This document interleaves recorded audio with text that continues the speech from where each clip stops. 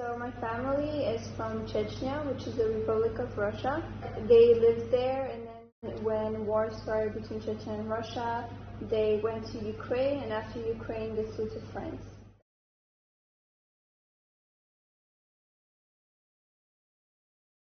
I grew up in a French culture. I felt like people were able to do things that I was not allowed to do, and so I felt like it wasn't fair. Like my mom, why can they do it and I cannot, you know? And even in Macau, some people, they can go out till super late and I can't. And I'm like, why can't I? You know, it's not like I do drugs or I'm bad or something, so why can't I? So I felt like it was quite unfair. And it's also like silly things, you know. I couldn't dye my hair before, and I was like, why can I not? Like they can, why can I not? Piercings as well, why can I not get a piercing? Tattoos, why not? So that sort of thing. But those are silly things. But still, I felt, you know, I'm a teenager. Of course, it's like those are my problems at the time. So to me, it's not silly.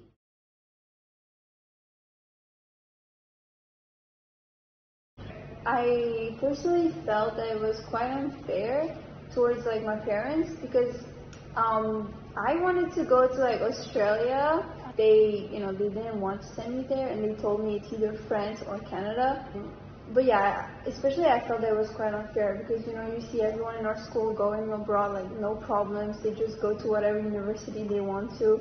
I mean, and they can get into. So I felt like I did all of this, and in the end, they tell me I can't go where I want. So I felt like it was a bit unfair. They didn't really realize how much an international school can impact you. They push you to go to those big schools. And for my family, it wasn't really that important. It was just, oh, go to a school. If it's good, then good for you, but it cannot be expensive.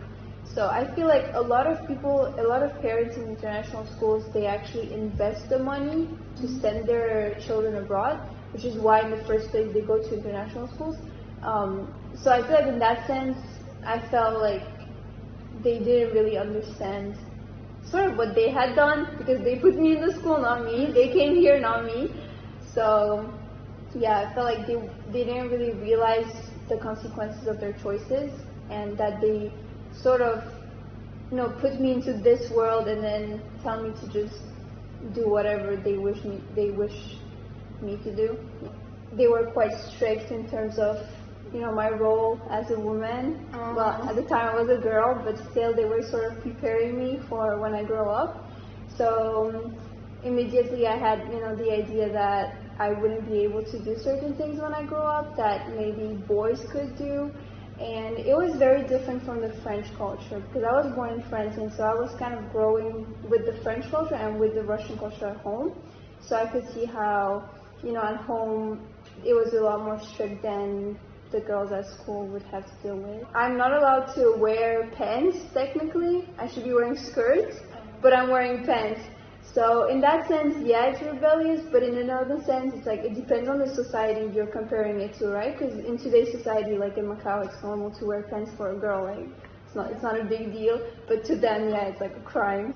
Living with my stepdad, it was the very sort of turnover of my life, because that's when I started to learn about a different culture, and I was exposed to a more open-minded environment, and I started to be aware of how much freedom they have and I could have as well.